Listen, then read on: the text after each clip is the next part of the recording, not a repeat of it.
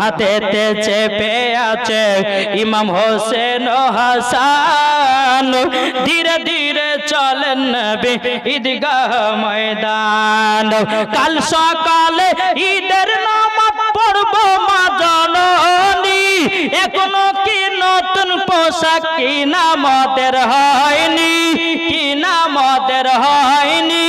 জান্নাত রানী মা ফাতেমা ওগো করোনা বয়ান, ধীরে ধীরে চলেন নবী ঈদগাহ ময়দান। বাবাজি চলুন বেরাদুল ইসলাম মাদ্রাসা মানিকরাম, খাতুনে জান্নাত বলছে কে এসেছেন দরওয়াজার কাছে রেখে দেন, বিদায় নেন। বাবাজি হযরতে জিবরিল আমিন বেরাদুল ইসলাম পোশাকটা রেখে দেয়া হলো। খাতুনে জান্নাত দরওয়াজা খুলতেছে, বাবা দুটো সাদা পোশাক জোরে বলেন, দুটো সাদা পোশাক। ইমাম হাসান ইমাম হোসেন ঈদের মাঠে নামাজ পড়তে যাবে, চোখের পানি ফেলে বলছে মা গো আমাদের কি নতুন পোশাক আসবে রে গো মা জননী। খাতুনে জান্নাত বলছে বেটা গো আমি তো তোমাদেরকে কথা দিয়েছি, তোমার নানাজু বলেছে পোশাকের ব্যবস্থা হয়ে যাবে। ওগো বেটা দেখো তোমাদের জন্য নতুন নতুন পোশাক নিয়ে এসেছি। পোশাকের কালার ছিল বাবা সাদা, পোশাকের কালার ছিল বাবা সাদা। খাতুনে জান্নাত কি করলেন, একটু পানি বাবা নিল, পানি নেওয়ার পরেও পোশাকে একটু পানি ছিটাইয়া দিল। আল্লাহর একে কুদরত, দুটি পোশাকের রং আলাদা আলাদা হয়ে গেল। একটি রং হলো বাবা লাল, একটি রং হলো বাবা সবুজ বর্ণ। এদিকে খাতুনে জান্নাত দেখার পর অবাক হয়ে গেল, আল্লাহ গো এই পোশাকের রং তো সাদা ছিল, দুটা কালার হলো কেমন করে, আমরা তো বুঝতে পারি না। এদিকে বাবা যে মুসলমান ভাইরাও ইমাম হাসান বলছে মা গো আমি লাল কালারটা নিব। ইমাম হাসান বলছে মা গো আমি সবুজ কালারটা নেব। ইমাম হোসেন বলছে মা গো আমি লাল কালারটা নেব। এদিকে দু ভাই নতুন পোশাক পরে নিয়েছে। বাবা আমার নবী মুস্তাফা তিনার হুজরা মুবারক থেকে বাড়িয়ে বাবা টুক টুক টুক টুক করে খাতুনে জান্নাতের বাড়িতে এসে বলছে ও বিটি ফাতেমা গো আমার নওয়াসায়ে রাসূলেরা কি সেজেছে। খাতুনে জান্নাত বলছে আব্বা গো আমি রেডি করে দিয়েছি, জোরে বলেন সুবহানাল্লাহ। এদিকে আমার নবী মুস্তাফা বাড়ির ভিতরে প্রবেশ করেছে। এদিকে খাতুনে জান্নাত বলছে মা ওগো আব্বা জান আপনার কাছে একটা কথা আবেদন করব, একটা কথা আমি জানতে চাই। বলে বিটি কি কথা জানতে চাও। ওগো আব্বা জান কে জানো আমার বেটাদের পোশাক দিয়ে গেল। আমার নবী বলছে বিটি ফাতেমা ওটা কেউ নয় গো, ওটা ছিল হযরতে জিবরিল আমিন, তোমার দুই বেটার পোশাক দিয়ে গেছে। আব্বা গো আমি তো দেখলাম আমার বেটাদের পোশাকের রং ছিল সাদা, কিন্তু গো আব্বা জান যেমনই পানি ছিটা দিলাম দুটি পোশাকের রং আলাদা হয়ে গেল গো আব্বা। আমার পানিতে কোনো রং ছিল না গো আব্বা, আমি শুধু পানি ছিটিয়েছি ওই পোশাকের রং যেন আলাদা হয়ে গেছে। আমার নবী মুস্তাফা চোখের পানি ঝরঝর করে ফিরে বলছে বিটি গো ও গো বিটি এটার বিশাল বড় একটা রহস্য আছে। খাতুনে জান্নাত বলছে আব্বা জান একবার আপনি বলুন না গো আব্বা জান, আপনি বলুন গো আব্বা গো কি রহস্য আছে। আমার নবী বলতে বিটি ফাতেমা দেখেছ ইমাম হাসান নিয়েছে সবুজ কালারের পোশাক আর ইমাম হোসাইন নিয়েছে লাল পোশাক। ওগো বিটি ফাতেমা যেদিন কারবালাতে ইমামে হোসাইন যুদ্ধ করতে যাবে গো, কারবালাতে যেদিন যুদ্ধ করতে যাবে গো ইবনে জিয়াদের লোকেরা সীমারের লোকেরা ইমামে হোসাইনকে রক্ত লালে লাল করে দেবে গো বিটি। ওগো বিটি ফাতেমা ওগো বিটি ফাতেমা তার জন্য ইমাম হাসান লাল পোশাকটা নিয়েছে।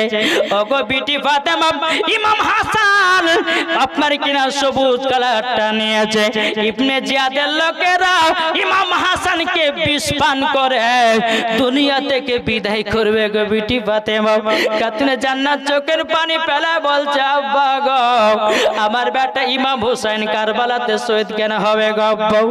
আমার নবী বলছে গো বিটি ফাতেমা ইমামে হোসাইন কারবালাতে শহীদ হবে ইসলামকে জিন্দা রাখার জন্য, কোরআনকে জিন্দা রাখার জন্য, ইজমাকে জিন্দা রাখার জন্য, মসজিদকে জিন্দা রাখার জন্য, মাদ্রাসাকে জিন্দা রাখার জন্য, ওলিদেরকে জিন্দা রাখার জন্য ইমাম হোসেন কারবালায় শহীদ হয়ে যায়।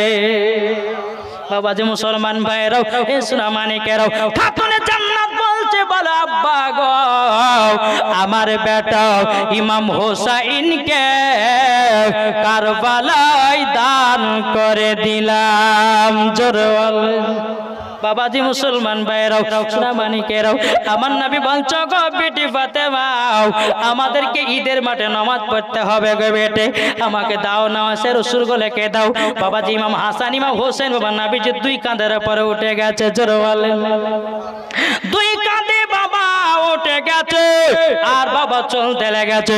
আবু বকর সিদ্দিক বলছেন নবী গো সওয়ারি তো দেখতে খুব সুন্দর, ওগো নবীজি এত সুন্দর সওয়ারিকে দুই কাঁধেতে নিয়েছেন।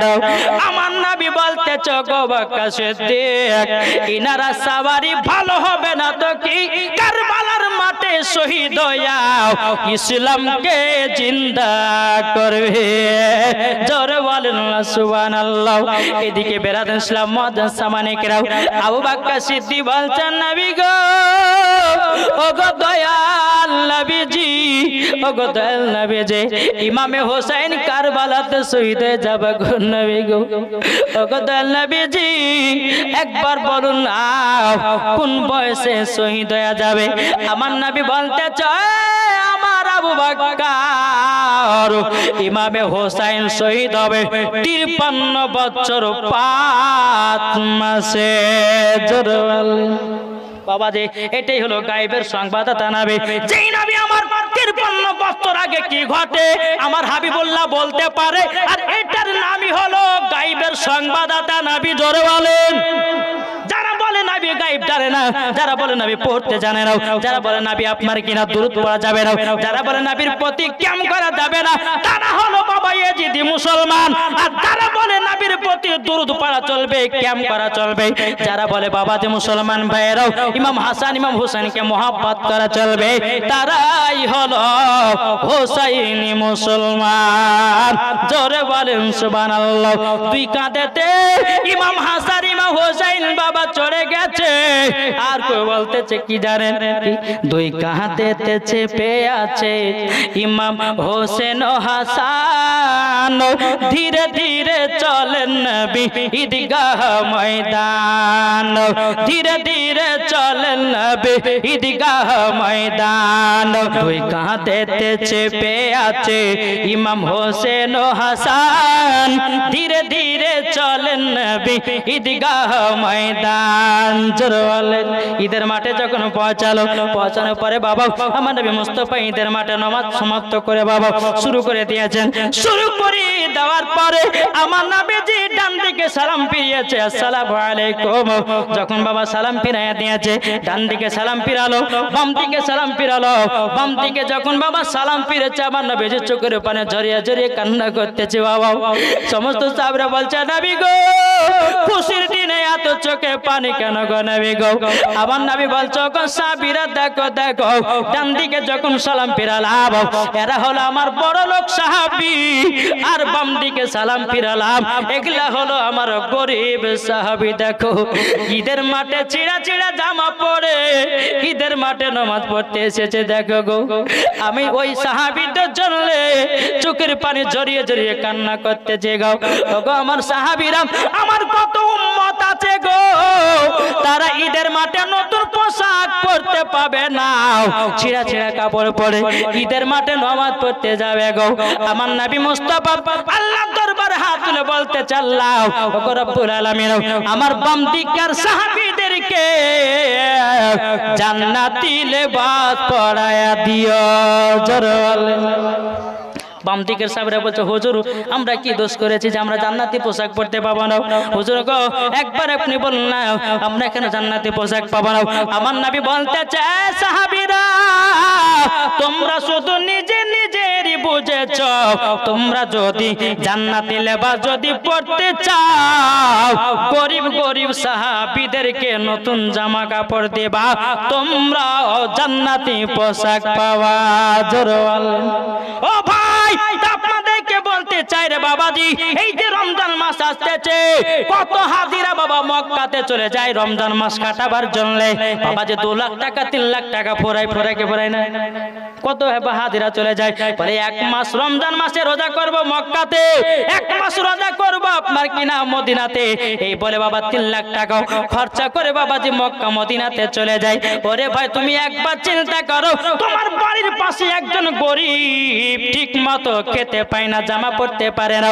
তোমার বাড়ির পাশে একজন ব্যক্তি ইফতার করতেছে শুকনো মুড়ি দিয়া, আর তুমি 3 লাখ টাকা খরচা করে মক্কাতে গেলে রোজা করতে। আল্লাহ বলছে বান্দারে বান্দারে তোমার রোজা কবুল হবে না। বাড়ির পাশের মানুষকে দেখো তারপরে হজে যাও। এটাই হচ্ছে আমার নবী মুস্তাফার আদেশ। জি এখনকার মানুষ বাবা যে বহুত আছে নিজে খায় কিন্তু পরকে দেখে না, আছে না? গরিবের দিকে খেয়াল রাখুন। গরিবেরা তারা ঈদের দিনে নতুন পোশাক পরতে পারছে কি পাচ্ছে না? বাবাজি মুসলমান তারা ইফতারের সময়তে ভালো মন্দ খাবার খেতে পাচ্ছে কি পাচ্ছে না? তাদের খোঁজলেন, আল্লাহ আপনাকে মহব্বত করবে, আল্লাহ আপনাকে ভালোবাসবে, আর ইনশাআল্লাহ আপনার বাড়িতে আল্লাহ বরকত দান করবে। জোরে বলেন।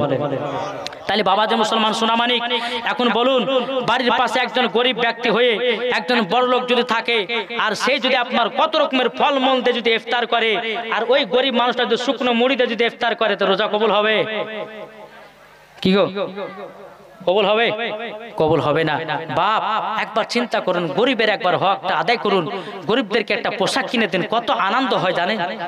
একটা ঈদের মাঠে যখন নতুন পোশাক পরে একজন গরিব ভাই যখন যাবে, তার মনে একটা বাবাজি এতটাই খুশি হয়, আনন্দ হয়, ওই আনন্দটা আমার আল্লাহ দরবার আরশ পর্যন্ত হাসে। জোরে বলেন মুসলমান। যাক এই যুবক ভাইদেরকে দেখে আমার মনটা শান্তি হয়ে গেল। জোরে বলেন।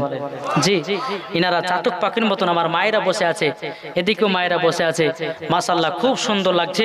তবে এদিকের ভাইরা এখানে দাঁড়িয়ে গো, একটু বসবেন না? আমার কমিটি ভাইরা কত সুন্দর করে জান্নাতে বাগান সাজিয়েছে, একটু বসুন বাপ, খুব আনন্দ হবে। আল্লাহ পাক আল্লাহ তাআলার কাছে দোয়া করব এই পবিত্র রমজান মাসে যত রাত জাগবেন তত ইবাদত। জোরে বলেন নাকি বলছেন? হ্যাঁ। তো বাবাজি মুসলমান ভাইরাও সোনা মানিকেরাও, আমার নবী মুস্তাফা সাল্লাল্লাহু তাআলা সাল্লাম বাবাজি গরিব সাহাবীর জন্য যখন বাবা দোয়া করে দিয়েছেন, বেরাদান ইসলাম মুআদ্দাস মানিকেরাও এ সোনা মানিকেরাও, আপনাদেরকে বলতে চাই রে বাবা, আমরা যদি নবীকে মহব্বত করে যদি অন্ধকার কবরে যেতে পারি, মরার পরে জান্নাতি জান্নাতি। জোরে বলেন না সুবহানাল্লাহ। ঈদের মাঠ থেকে বাবা যে আমার নবী মুস্তাফা ইমাম হাসান ইমাম হোসেনকে নিয়ে আপনার বাড়িতে আসলো, আসার পরে বেরাদার আমার নবী মুস্তাফা সাল্লাল্লাহু তাআলা আলাইহি সাল্লাম আপন হুজরাতে আপনার চলে গেল। ইমাম হাসান ইমাম হোসেন খাতুনে জান্নাত কে বলছে, মা গো ও গো মা জননী, আমরা আজকে একটু আপনার কাছে কথা পয়দা করব, আপনার কাছে একটা কথা আমরা জিজ্ঞাসা করব। একদিন ইমাম হাসান ইমাম হোসেন বাবাজি ধুলা মাটি নিয়ে খেলা করতেছে, একদিকে অল্প ধুলা একদিকে বেশি ধুলা। বেরাদার ইসলাম মুআদ্দাস মানিকেরাও এদিকে বলছে, ইমাম হাসান বলতেছে আমি বড় ধুলাটা নেব, ইমাম হোসেন বলছে না আমি বড় মাটিটা নেব। ইমাম হাসান ইমাম হোসেন বলতেছে আমি বড়টা নিব, আমি বড়টা নেব। ইমাম হাসান ইমাম হোসেনের ভিতরে বাবাজি কেউ বাবা ছোট হতে চাইছে না, দুজনে বলছে আমি বড়টা নেব, আমি বড়টা নেব, তুমি ছোটটা নেবে। বাবা দুই ভাই কোনো মতে মানতে চায় না। ইমাম হাসান ইমাম হোসেন বলছে ভাই গো চলো আমার আম্মা জানের কাছে যাব, যাওয়ার পর আমার আম্মা জানকে বলবো আমাদের দুই ভাইয়ের মধ্যে কে বড় কে ছোট। চলো যাই। ইমাম হাসান ইমাম হোসেন বলছে মা গো আমাদের দুই ভাইয়ের মধ্যে কে বড় কে ছোট একটু বলুন তো। কবি বলতেছে এ খোদা হাসান হোসেন করতেছে বায়ান, এ খোদা হাসান হোসেন করতেছে বায়ান, কার রসুলের কার বড় শান ইমাম হোসেন ও হাসান এ খোদা হাসান হোসেন মা ফাতেমা বলে বেটারা শোনো না তোমরা দুবাই সিলেট পেন্সিল আনো না জোরে বলেন মা ফাতেমা বলে বেটারা শোনো না দুবাই সিলেট পেন্সিল আনো না যার নাম লেখিবে আগে সে হবে বড় যার নাম লেখিবে হবে সে হবে বড় কারি বড় শান ইমাম হোসেন ও হাসান জোরে বলেন বাবা মুসলমান ভাইরাও সোনা মানিকেরাও ইমাম হাসান ইমাম হোসেন বলছে মা গো আমাদের মধ্যে কে বড় কে ছোট বলো খাতুনে জান্নাত বলছে বেটারা কাজ করো তোমরা দুবাই সিলেট আর পেন্সিল নিয়ে এসো দুই ভাই সিলেটের নাম লেখো যে আগে নাম লেখা লিখতে পারবে আমার কাছে জমা দিতে পারবে সে হবে বড় ইমাম হাসান ইমাম হোসেন বাবা সিলেট পেন্সিল নিয়ে এসেছে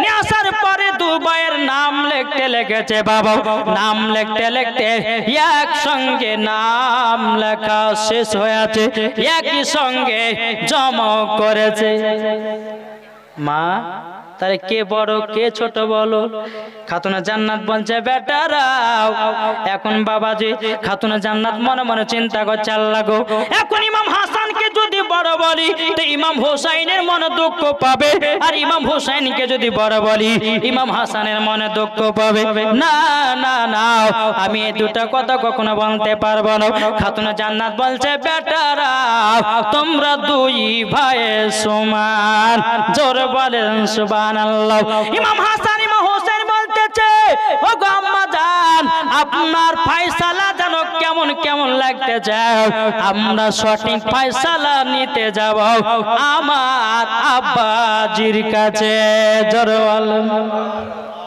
টুকটুক করে ইমাম হাসান ইমাম হোসেন কি করলেন বাবাজি চলতে লাগলো কার কাছে হযরতে আলীর কাছে জোরে বলেন হযরত আলী রাদিয়াল্লাহু তাআলা আনহু বলতে আব্বা জান ও আম্মা জান আমাদের দুই ভাইয়ের মধ্যে কে বড় কে ছোট বলুন না হযরত আলী রাদিয়াল্লাহু তাআলা তিনি মনে মন চিন্তা করছে আল্লাহ গো রব্বুল আলামিন ইমাম হাসানকে যদি বড় বলি ইমাম হোসেনের মনে দুঃখ পাবে আর ইমাম হোসেনকে যদি বড় বলি ইমাম হাসানের মনে দুঃখ পাবে না এই কথা বলা যাবে না এদের একটা পরীক্ষা করতে হবে তখন বলো বেটারা তোমরা শোনো গো তোমাদের একটা পরীক্ষা করা হবে এই পরীক্ষাতে যে ফার্স্ট হবে সেই হবে বড় আপা কি পরীক্ষা তখন বলছে বেটা ওই যে একটা ডালিমের গাছ দেখা যায় বেদানার গাছ দেখা যায় ওই বেদানা গাছ থেকে তোমরা দুই ভাই দুটা ডালিম নিয়ে এসো জোরে বলেন ওই বেদানা গাছ থেকে দুই ভাই দুটো তোমরা ডালিম নিয়ে এসো ডালিম নিয়ে আসার পরে তোমরা ডালিম গুলো কাটো কাটার পর তোমরা দুই ভাই ডালিমের দানা গুলো গনো যে আগে গোনা শেষ করবে সেই হবে বড় জোরে বলেন বেদানা নিয়ে এসেছে বেদানাগুলো ছাড়িয়ে দানাগুলো ছাড়িয়ে বাবাজি দুই ভাই আপনার গুনতে লেগেছে একটা দুটো তিনটে করে গুনতে গুনতে গুনতে গুনতে বাবাজি দুই ভাই একই সমান গণা করেছে দুই ভাই একসঙ্গে আপনার গণা বন্ধ করে দিয়েছে তখন বলছে আব্বা গো আমাদের তো গণা শেষ হয়ে গেল হযরত আলী বলছে বেটারা তোমরা শোনো গো বেটারা তোমরা দুই ভাই সমান জোরে বলেন ইমাম হাসান ইমাম হোসেন বলছে আব্বা গো আপনার ফয়সালা জানো কেমন কেমন লাগতেছে আমরা এখন যাব নানাজির কাছে নানার ফয়সালা হবে সঠিক ফয়সালা জোরে বলেন না ইমাম হাসান ইমাম হোসেন টুকটুক টুকটুক করে নবীজির কাছে গেলেন যাওয়ার পরে বলছে নানা জান ও নানা জান আমাদের দুই ভাইয়ের মধ্যে কে বড় কে ছোট বলুন না এদিকে আমার নবী বলছে গো আবার নওয়াসে রাসূলেরা আমার কাছে এসো দুজনকে আপনার সিনাতে লাগিয়ে নিয়েছে ওগো আমার নওয়াসে রাসূলেরা হঠাৎ করে তোমরা এই প্রশ্ন কেন করতেছো ওগো নানা জান আমরা জানতে চাই আমাদের দুই ভাইয়ের মধ্যে কে বড় কে ছোট এদিকে আমার নবী মুস্তাফা মনে মনে ভাবতে চাল লাগো এখন যদি ইমাম হাসানকে বড় বলি ইমাম হুসাইনের মনে দুঃখ পাবে, আর ইমাম হুসাইনকে যদি বড় বলি ইমাম হাসানের মনে দুঃখ পাবে না, কখনো দুঃখ দেওয়া যাবে না, যাবে না। বেরাদুল ইসলাম মুআজ্জাজ সামানে কিরাম, আমার নবী মুস্তাফা হযরত আবু বকর সিদ্দিককে বলল, আবু বকর একটা আপেল নিয়ে এসো। কি বললেন? আপেল, আপেল নিয়ে এসো। আপেল নিয়ে আসা হলো, তো নবী বলছে, আবু বকর বেশি আধখান করে কাটো, একটা হবে কম একটা হবে বেশি। হুজুর কি করবেন? বলে ইমাম হাসানকে একদিকে রাখবো, ইমাম হুসাইনকে আরেকদিকে রাখবো, আসমানের দিকে আপেলগুলো ছাড়বো, যার দিকে বেশিটা যাবে সে হবে বড়, যার দিকে কমটা যাবে সে হবে ছোট। বাবাজি মুসলমান ভাইরাও, এটাই ফয়সালা করা হলো। করার পরে বাবাজি বেশি আধখান করে আপেলটাকে কাটা হলো। আমার নবী মুস্তাফা আসমানের দিকে আপেলটাকে চালায়া দিয়েছে। আমার আল্লাহ বলছো, গো জিবরিল, ও গো আমার জিবরিল আমিন, আপেলটাকে ধরো আর সমান সমান কাটো। নারে দেবে, নারে রিসালাত, জোরে বলো জিন্দাবাদ। হযরতে জিবরিল আমিন আপেলটাকে ধরলো আল্লাহর হুকুমে। বাবাজি আপেলটাকে বাবাজি সমান সমান আপনার কাটলো। কাটার পরে বেরাদুল ইসলাম মুআজ্জাজ সামানে কিরাম, বাবাজি ইমাম হাসানের দিকে একটা ভাগ পড়েছে, ইমাম হুসাইনের দিকে আর একটা ভাগ পড়েছে। দুই ভাইয়াতে আপনার নিয়েছে। নবী কেছে, নবী গো, ও গো নানা জান, আমাদের ভাগ্যতে আপেল পড়েছে। যখন বাবা এই কথা বলো, বলার পরে আমার নবী বলছো, গো আমার নওয়াজে রাসূলেরাও, তোমরা দুই জনাই সমান। জোরে বলেন। ইমাম হাসান ইমাম হোসেন বলছে, নানা গো, আমার মা তো বলেছে আমরা দুবাই সমান, আব্বা তো বলেছে দুবাই সমান, আপনি তো বললেন দুবাই সমান, কিন্তু নবী গো আমরা বুঝতে পারি না দুই ভাইয়ের মধ্যে কেউ বড় কেউ ছোট হবে। আমার নবী মুস্তাফা বলছে, গো নওয়াজে রাসূলেরাও, তোমার মার ফয়সালা, তোমার আব্বার ফয়সালা এবং আমার ফয়সালা, আল্লাহর ফয়সালা একই সমান ফয়সালা। জোরে বলেন। তাইলে চিন্তা করুন বাবাজি, খাতুনে জান্নাত যেই রকম ইমাম হাসান ইমাম হোসেনকে মহব্বত করেছেন, ওই রকম আলী রাদিয়াল্লাহু তাআলা আনহু ইমাম হাসান ইমাম হোসেনকে ওই রকম মহব্বত করেছেন। এদিকে আমার আল্লাহর নবী সাল্লাল্লাহু তাআলা সাল্লাম ওই রকম মহব্বত করেছে, আমার আল্লাহ ওই রকমই মহব্বত করেছে। এটাই বাবা মহব্বত। জোরে বলেন। আসুন, এই ইমাম হাসান এবং ইমাম হোসেনকে যদি আমরা যদি মহব্বত করে অন্ধকার কবরে যাই, মরার পরে জান্নাতি না জাহান্নামী? কি গো, এটা কথা বলেন না? জান্নাতি না? বাবাজি মুসলমান সোনা মানিক, একটাই কথা বলবো, নমাজ পড়ে জান্নাতি হতেও পারেন না হতে পারেন, রোজা করে জান্নাতি হতেও পারেন না হতে পারেন, কোরআন পড়ে জান্নাতি হতেও পারেন না হতে পারেন, বাবাজি হজ করে জান্নাতি হতেও পারেন না হতে পারেন। যার ভিতরে ঈমান আকীদা ঠিক আছে, মরার পরে ওই ব্যক্তি জান্নাতে যাবে। এটা জোর হবে না? তাই বলে বাবজি কালকে রোজা করা ছেড়ে দেন, কাল মুর্শিদাবাদের বক্তা এসেছে বলেছে নামাজ পড়লে হবে না পড়লে হবে, ওটা নয়। আল্লাহ বলছে যার ভিতরে ঈমান আকীদা ঠিক আছে, নামাজ পড়ে ওই নামাজ আল্লাহর দরবারে কবুল হবে, নাকি বলছে? আর যার ভিতরে ঈমান আকীদা ঠিক নাই, যতই নামাজ রোজা করো না কেন, একটাও আল্লাহর দরবারে কবুল হবে না। বাবাজি নামাজের আগে ঈমানের দরকার আছে, নামাজের আগে আকীদার দরকার আছে, রোজার আগে ঈমানের দরকার আছে, রোজার আগে আকীদার দরকার আছে, হজের আগে ঈমানের দরকার আছে, হজের আগে আকীদার দরকার আছে। জোরে বলেন। যার ভিতরে ঈমান আকীদা ঠিক আছে, মরার পরে তারাই জান্নাতি হবে। জোরে বলেন। আহলে বায়াতের মহব্বত রাখুন, ইনশাআল্লাহ দেখবেন কবরে শান্তি পাওয়া যাবে। জোরে বলেন সুবহানাল্লাহ। দিবানা জোরে জোরে বলো না, সুবহানাল্লাহ বলেন। জামানা দিবানা চিল্লে একবার বলো না, তোমার লালের নাই তুলনা মাগো, তোমার লালের নাই তুলনা। জোরে বলেন। মদের নবী জন্ম হলো যেদিন মক্কায়, শুকনো গাছে ফুল ফুটিল মরুর সাহারায়, মাগো মরুর সাহারায়, নবীর এক ইশারায় গাছে এসে সালাম জানায়, নবীর এক ইশারায় গাছে এসে সালাম জানায়, আসমানেরই যাহার শুভকামনা মাগো তোমার লালের নাই তুলনা। জোরকান সুবহানাল্লাহ। জামানা দিবানা ও গো মা আমিনা, তোমার লালের নাই তুলনা মাগো তোমার লালের নাই তুলনা। পাড়ার ছেলেরা হালিমাকে ঝাঁকে ঝাঁকে কয়, তোর মুস্তফাকে দেনা মাগো সঙ্গে নিয়ে যায়, মাগো সঙ্গে নিয়ে যায়। আদব সহকারে নূর নবীজিকে ঘিরে, আদব সহকারে নূর নবীজিকে ঘিরে, নূরের দুলনাই দুলনা মাগো তোমার লালের নাই তুলনা। জোরকান সুবহানাল্লাহ। একটা ছোট্ট করে আপনাদেরকে ঘটনা শোনাই, যে এই যে আমাদের শো বারাত গেল না, শো বারাত। আচ্ছা এইদিকে হালুয়া রুটি হয়, হালুয়া রুটি হয় না? হয়। আমাদের মুর্শিদাবাদের দিকে হয়। তো এখন কিছু কিছু বক্তা পারে বলছে হালুয়া রুটি খাওয়া বেদাত, আবার একলা পাইলে পরে ঘরের ভিতরে লুকলুক করে খাবে হালুয়া। বলছে ওই দিনে কেন করবো, আমি অন্য দিনে করি। আরে বোকা, ওই দিনে আমার নবী মুস্তাফা সাল্লাল্লাহু আলাইহি সাল্লাম এবং সাহাবাগণেরা খেয়েছিলেন, তার জন্য প্রত্যেকটা সুন্নি মুসলমানেরা হালুয়া খায়। হালুয়া খাওয়া সুন্নাত, মধু খাওয়া সুন্নাত, দুধ খাওয়া সুন্নাত, তারপর খেজুর খাওয়া সুন্নাত, লাউ খাওয়া সুন্নাত। নাকি বলছে এই সব বারাতের রাত্রিতে জাগলে পরে কি হয়? এই যে রমজান মাস আপনারা জেগে জেগে হাদিস কোরআন বাণী শুনছেন, এতে কত আপনার নেকি পাওয়া যায় ইনশাআল্লাহ বলবো। তবে বেরাদ ইসলাম মুআজ্জাজ সামানী কিরাম, যদি আপনারা শুনতে চান তো বলবো, নাহলে শেষ করব। শেষ করব, চলুন ছোট্ট করে একটা ঘটনা বলবো, তোমার কেমন করবো নাকি বলছেন?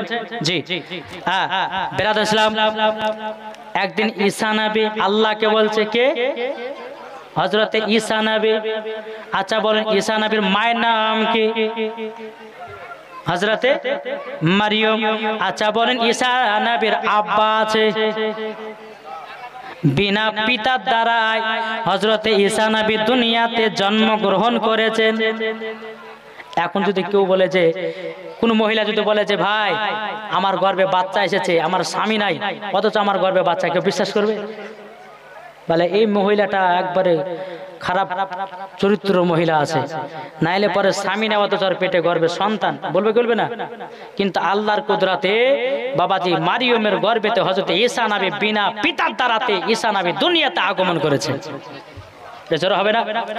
ঈসা নবী বলতেছে, বলে আল্লাহ গো আল্লাহ, আমার থেকে কি আপনি আরো কাউকে দামি মানুষ বানিয়েছেন? আল্লাহ বলছো গো ঈসা নবী আমি বানিয়েছি। ঈসা নবী বলছে তাহলে আল্লাহ আমি দেখবো। বলে হ্যাঁ, এক কাজ করো, রাস্তা দিয়ে হাঁটতে লাগো। হাঁটতে হাঁটতে বাবাজি কিছুক্ষণ পর যাওয়ার পরে একটা দুধের মতো সাদা বাবাজি পাথর দেখা যায়। জোরে বলেন। ঈসা নবী বলছে আল্লাহ গো, এই যে সামনে আমার পাথর পড়লো দুধের মতো সাদা, এই পাথরটাকে আমার আল্লাহ বলছো গো ঈসা নবী গো, তোমার লাঠি দিয়ে পাথরের উপর আঘাত করো। একটা লাঠির বাড়ি আঘাত দিয়েছে, একটা পাথর ভেঙে গেল, তার ভিতর আর একটা পাথর। বলতেছে আল্লাহ গো আর একটা পাথর দেখা যায়। আল্লাহ বলছে ঈসা গো তুমি আর একটা লাঠির বাড়ি দাও। আর একটা লাঠির বাড়ি দিয়েছে, বাবা দুটা পাথর ভেঙে গেল। বলে আল্লাহ গো 3 নম্বর পাথর দেখা যায়। আল্লাহ বলছে ঈসা নবী গো তুমি এই 3 নম্বর পাথরেও একটা লাঠির বাড়ি দাও। যেমন বাবা বাড়ি দিয়েছে, ওই পাথরের ভিতরে একজন আল্লাহ বালা ব্যক্তিকে দেখা যায়। জোরে বলেন। আল্লাহ বালা ব্যক্তি দিকে দেখা যায়। বেরাদার ঈসা নবী বলতেছে বলে আল্লাহ গো কি ব্যাপার আমি এটা কি দেখতেছি, তিনটা পাথর ভাঙার পর একজন আল্লাহর নেক বান্দা বসে আছে। আল্লাহ বলছো গো ঈসা নবী গো তুমি তাকে সালাম করো। সালাম দেওয়া হলো, সালামের জবাব দিল আল্লাহ বালা ব্যক্তিটা। ঈসা নবী বলছো গো ভাই তুমি এই পাথরের ভিতরে কত বছর ধরে আছো? তখন বলতেছে আমি 450 বছর ধরে পাথরের ভিতরে আছি। জোরে বলেন কত বললাম? 450 বছর ধরে পাথরের ভিতরে আছে। ঈসা নবী বলতেছে এই পাথরের ভিতরে থেকে তুমি কি করো? বলে আমি আল্লাহর ইবাদত করি। আচ্ছা বলো যে পাথরে কোনো বাতাস ঢুকতে পারে না, পানি ঢুকতে পারে না, ওর ভিতরে কেমন করে ছিল বলো না? ওই আল্লাহ বলে ব্যক্তিটা বলছো গো ঈসা নবী গো, ও গো ঈসা নবী সব ইচ্ছা হলো আল্লাহ, সব ইচ্ছা হচ্ছে আল্লাহর। ঈসা নবী বলছে আল্লাহ গো যে বান্দা 450 বছর ভিতরে এই পাথরের ভিতরে ছিল, কিন্তু আল্লাহ গো উনি কি পানি পান করে নাই, উনি কি খাওয়া দাওয়া করে নাই? এদিকে ব্যক্তিটা বলছো গো ঈসা নবী গো আমি পাথরের ভিতরে ছিলাম ঠিক, কিন্তু পাথরের ভিতরে একটা আঙ্গুরের গাছ লাগা ছিল। আমাকে যখন খিদা লাগতো আমি আঙ্গুরগুলো পেড়ে পেড়ে আমি খেতাম, আল্লাহর ইবাদত শুকরিয়া আদায় করতাম। কিন্তু বেরাদর ইসলাম মাদ্রাসা সামানিকরাও এদিকে ঈসা নবী বলছে আল্লাহ গো ও গো রব্বুল আলামিন আপনার এটাই সঠিক নেক বান্দা। আল্লাহ বলছো ও গো ঈসা নবী গো তবে শুনে রেখে দাও যে বান্দাটা 450 বছর পাথরের ভিতরে ছিল, এক না দিন নয় 1000 বছর জানো আল্লাহর ইবাদত করেছে। জোরে বলেন। তখন ঈসা নবী বলতেছে আল্লাহ গো এইরকম নেকি কি আপনি কাউকে দান করবেন নাকি? আল্লাহ বলছো গো ঈসা নবী গো হ্যাঁ এই নেকি দেওয়া হবে আমার নবী মুস্তাফার উম্মতদেরকে। জোরে বলেন কাকে দেওয়া হবে? আমার নবীজির উম্মত কারা? আমরা না, তাদেরকে দেওয়া হবে। ঈসা নবী বলতেছে বলে আল্লাহ কেমন দেওয়া হবে? তখন বলতেছে ওগো ঈসা নবী এমন একটা দুটো দিন আছে, সেটা হলো লাইলাতুল বারাতের রাত, সেটা হলো শবে বারাত। শাবান মাসের 14 এবং 15 তারিখে যারা রোজা রাখবে, শাবান মাসের 14 দিবাগত রাত্রিতে যারা মসজিদে গিয়ে আল্লাহর ইবাদত করবে, আমার আল্লাহ পাক আল্লাহ তাআলা বলতেছি ওই শবে বারাতের রাত্রিতে যারা 2 দিন আল্লাহর ইবাদত করবে, রোজা করবে, তাদেরকে 1000 বছরের নেকি দেওয়া হবে। বাবা যে মুসলমান ভাইরাও ঈসা নবী বলতেছে বলে আল্লাহ গো আমাকে নবী না বানিয়ে আপনার আখেরি জামানার নবীর উম্মত বানায়া নিও। আল্লাহ বলছো গো ঈসা তাই করব। তার জন্য আল্লাহ পাক আল্লাহ তাআলা ঈসা নবীকে আসমানে তুলে নিয়েছে, আবার দুনিয়াতে আবার ঈসা নবী দুনিয়াতে আসবেন। বাবা যে মুসলমান ভাইরাও নবীজির উম্মত হয়ে জোরে বলুন না সুবহানাল্লাহ। তাইলে এখানে বোঝা গেল শবে বারাতের রাত্রিতে যারা আল্লাহর ইবাদত করবে, শবে বারাতে শাবান মাসের 14-15 তারিখ 2 দিন যারা রোজা রাখবে, আল্লাহ পাক আল্লাহ তাআলা বলতেছে তাদেরকে 1000 বছরের নেকি দান করা হবে। জোরে বলুন না সুবহানাল্লাহ। আল্লাহ পাক আল্লাহ তাআলা বলতেছে ওই শাবান মাসের 14 তারিখ দিবাগত রাত্রিতে প্রত্যেকটা মানুষের ভাগ্য পরিবর্তন করা হয়। এটা জোরে বলে কতজন ব্যক্তি মারা যাবে, কতজন ব্যক্তি দুনিয়াতে আগমন করবে, কতজন ব্যক্তি আপনার ভালো কাজ করবে, কতজন ব্যক্তি আপনার খারাপ কাজ করবে, সেই দিনকে রাতে ভাগ্য পরিবর্তন করা হয়। আমার আল্লাহ বলছে বান্দারে তোমাদের ভাগ্য নসিব যদি ভালো করতে চাও, শবে বারাতের রাতে শাবান মাসের 14 তারিখ দিবাগত রাত্রিতে আল্লাহর ইবাদত করে আল্লাহকে খুশি করাও, তোমার ভাগ্য পরিবর্তন আল্লাহ করে দেবে। জি এই পবিত্র রমজান মাস যত পারবেন নফল ইবাদত করেন, রোজা করেন, ইনশাআল্লাহ বেটা বেটিদেরকে রোজা রাখান, বেটা ইসলাম মরার পরে জান্নাতি হবে।